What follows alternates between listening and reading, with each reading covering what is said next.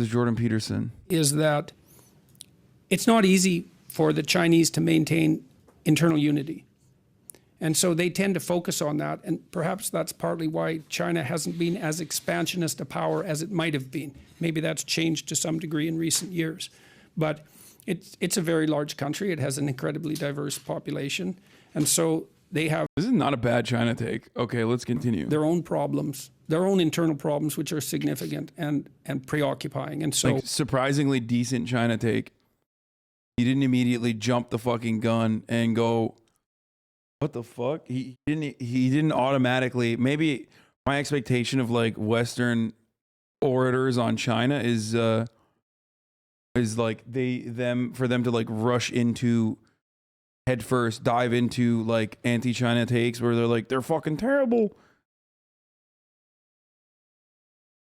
Find pleasure elsewhere in more meaningful and dude, you're so annoying, dude. This is like an unacceptable thing. This is unacceptable, dude. It's rooted in the helplessness of a poor victim society with limited resources, which is true, but it shouldn't be weaponized against the left by the left. Oh, never mind. You're agreeing with me. Trying to be in the same stadium as Olivia Rodrigo? What? What the fuck? Your thirst is you thirst over most women is unattractive. Your thirst is gross as fuck. Your politics would improve if you work to become less superficial. We know you're a hedonist. Your weakness for surface level pleasures lead you to the practice of cognitive dissonance about a number of things. You can find pleasure elsewhere in more meaningful, less status seeking objects and activities. But of course, I think you should be free to do what you want. Okay, this is like a completely unacceptable take. Why is this a completely unacceptable take? I'm 30 fucking years old, man. You're not my mom. You're not my dad. You know what I mean? Like, what's it to you? Like, why are you coming in here and telling me what I can and can't fucking spend my time doing? And as far as like superficiality goes, I would go so far as to say that like my copious commodity consumption is severely fucking limited in comparison to where I could be from 2 years ago. Political content. What are your political views? Degeneracy and hedonism.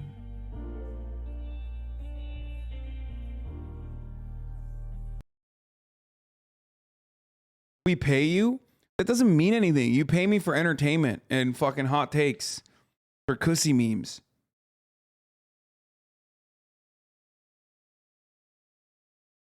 Okay? You don't pay me to like control my life. You know what I mean? You don't pay me and they go, I also should be getting accounting on where your money is going. And also how you choose to spend it. You don't even need to pay me. And I think most of you know that. Like, that's the other thing. Like, you don't even need to pay me. You like, that person has never paid me. That person has never subscribed to me. The köpek balığı means shark, by the way. Or dogfish, which translates to shark. Which is one of the greatest fucking Turkish words, in my opinion, because sharks are dogfish. So...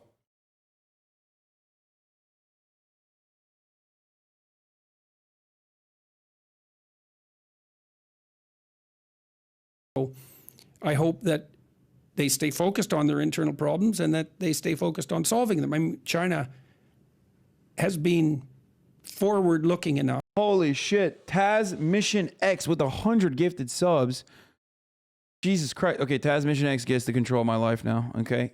100 gifted subs, dude. That's a lot of money. Thank God, to allow the free market enterprise to flourish despite the proclivity for implementing top-down, radical left state solutions. And the consequence of that has been, first of all, now China is a player in the international scene, for better or worse. I think mostly for better. I know that a lot of that was accomplished on the backs of the American working class. And that's catastrophic in many ways. But the fact that there aren't tens of millions of Chinese people starving, that's a really good thing for international security and stability. And wait, did I have an aneurysm? Like, what's going on? Jordan Peterson is like actually spitting currently. Am I misunderstanding the point that he's making? This is like kind of weird. What the and that's of no trivial benefit to the American working class as well.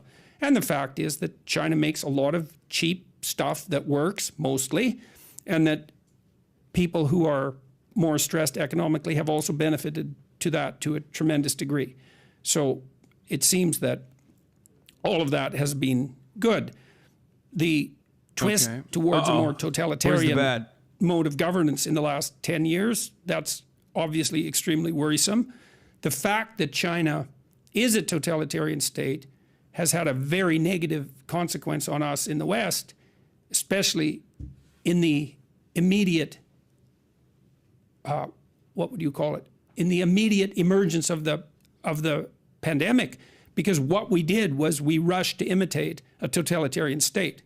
We thought, Chinese lockdown, we better do it. It's like, really? That's literally not what happened. As a matter of fact, China has a COVID zero policy, and we did not do that.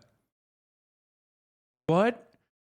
He was so right. I mean, he was like spot on with his analysis of China in many ways. Unless I like missed the part of it and I didn't understand, because he loves to ramble on usually.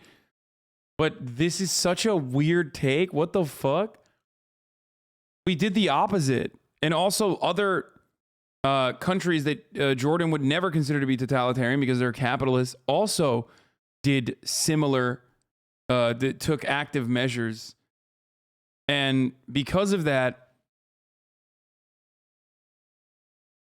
we almost have 1 million dead people in America. Maybe he's talking about Canada, but even Canada has a fuckload of dead people. The Western world got fucking comstered by COVID. I think JP was implying that we gifted capitalism to China and stopped their citizens from starving. Yeah, he's a base dengist, I think.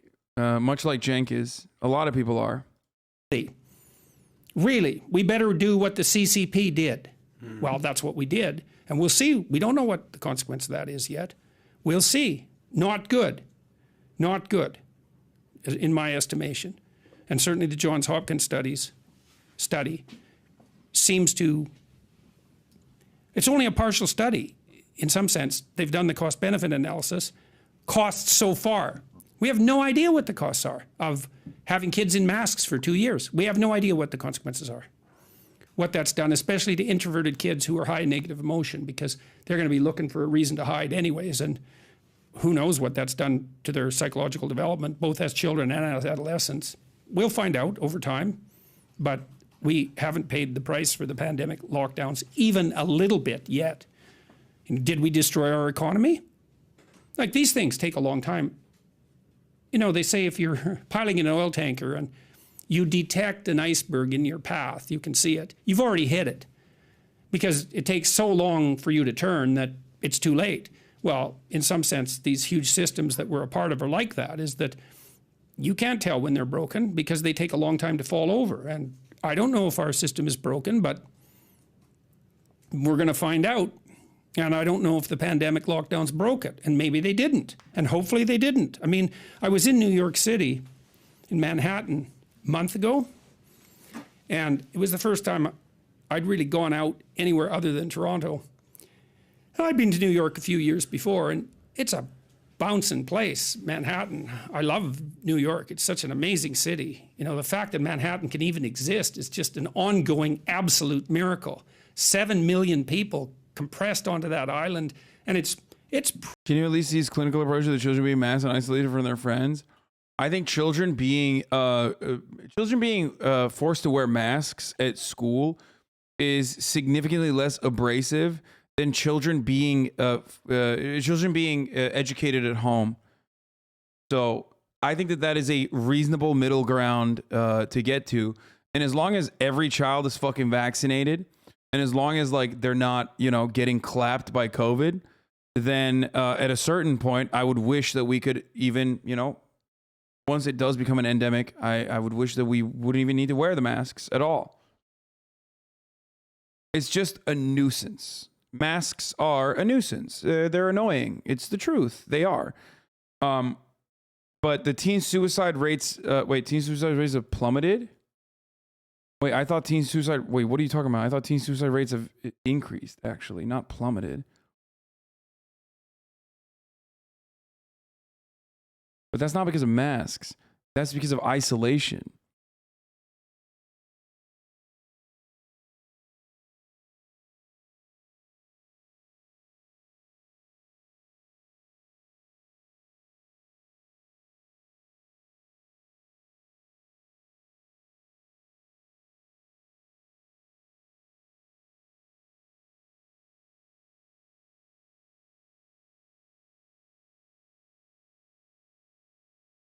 Isn't Omicron almost the only mutation going around in USA like here? I mean, yeah, and even then it's like it's on the it's finally peaked.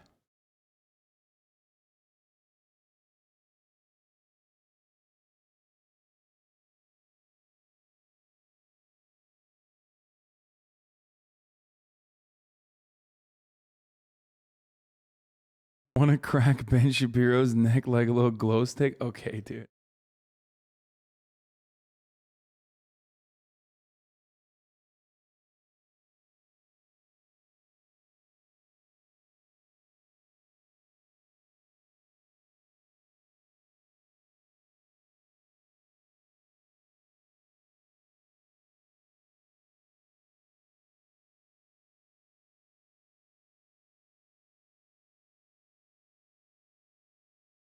Isn't it insane that our schooling system is just outright causing teen suicide? What the fuck is wrong with us? Many things.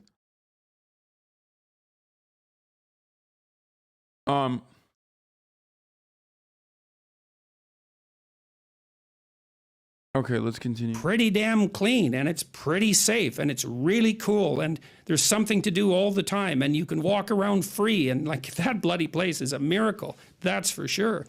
And it looked pretty good. I have a weird take on this, especially because I don't have children. But like my weird take is guided by what I have seen, what my experiences are. Maybe it's a conservative one, but my weird take on the children going to school is partially guided by what I've seen with my cousins who fucking loved the lockdowns. Okay, because one of them is like kind of socially awkward, the other one's very social. But they both didn't have really that much of a problem with the lockdowns because they were like, they're at home all the time. Okay. But I'm talking about like little babies, you know, we're talking about like 8-year-olds and 9-year-olds, right? So like, that's a little bit different. Because no school means you don't have to see your bullies. No school means you don't have to like get into awkward interactions. But then when you get a little bit older, when you're like 16, 17, or like, you know, 14 plus, then it's actually really fucking devastating because you're not able to see your friends at all. Okay. But ultimately, one of the biggest problems, no matter what, even if kids were actually better off overall with respect to like not being bullied and shit like that, I still think it's tough love that they should most likely have to endure. And what I mean by that is like, it's still good to throw them in an environment where they have to socialize and learn social skills. Like proper social development is really, really important. Maybe I am personally kind of a fucking, you know, conservative older person now, but I do feel like that's important. It's really, really important for the mental development, the adequate mental development and social development of children. Even if they